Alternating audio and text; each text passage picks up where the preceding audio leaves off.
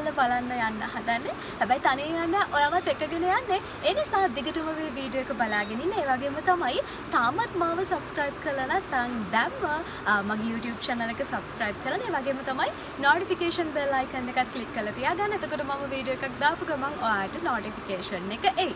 ඉතින් ලක්ෂපාන දියැල්ල බලන්න යන ගමනේදී අපි කොළඹින් අද පිටත් උනේ පාන්දර 4ට විතර. අපිට මෙතනට එන්න පැය 3:00ක් විතර ගියා. ලක්ෂපාන දියැල්ල බලන්න එන්න පිවිසුම් මාර්ග දෙකක් තියෙනවා. උඩිනුයි පල්ලෙහානුයි දෙකක් තියෙනවා. අපි මේ පල්ලෙහා entrance එකේ යන ගමන් ඉන්නේ.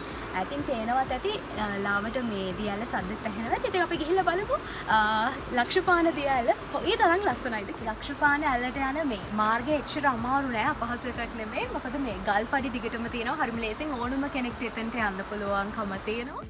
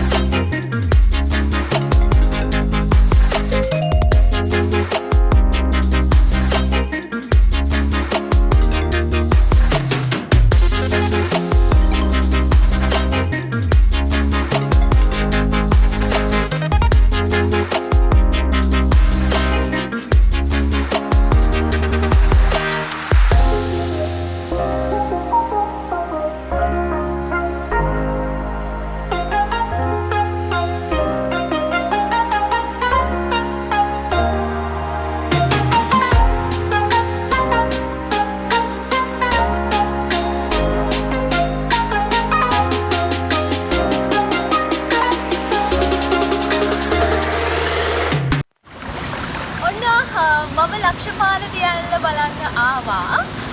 ලක්ෂපාන දියැල්ල ගැන කියනවා නම් මේ නිශ්ශංක මල්ල රජතුමා මේ ස්ථානයේ මොකක්ම හරි හේතුවකට පහන් ලක්ෂයක් පත්තු කරලා පූජා කරලා තියෙනවා. ඉතින් අර පහන් ලක්ෂයක් පූජා කරපු තැන ලක්ෂපාන දියැල්ල බවට පත් වුණා කියලා තමයි මම තොරතුරු හොයාගෙන යද්දී මට ආරංචි වුණේ.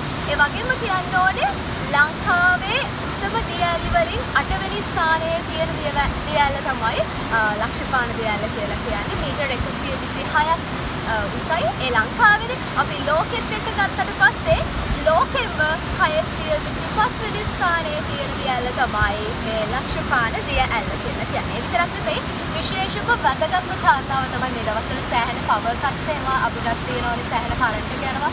ඉතින් ලංකාවේ මේ ජල විදුලිය නිපදවන දියැලි දෙකකින් එකක් තමයි මේ ලක්ෂපාන දියැල්ල කියලා කියන්නේ. ඉතින් ප්‍රාර්ථනා කරමු වැඩියෙන් වැස්ස ලැබෙන අපිට වැඩියෙන් විදුලි ආලෝකය ලැබෙන්න විදුලි කම්පාද වීම අඩු වෙන්න කියලා ප්‍රාර්ථනා කරමු.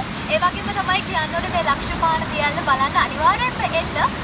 මේ වගේ ලස්සනක් ලංකාව විතර බලා ගන්න බැරි වුණොත් ඉතින් වැඩකුත් නැහැ.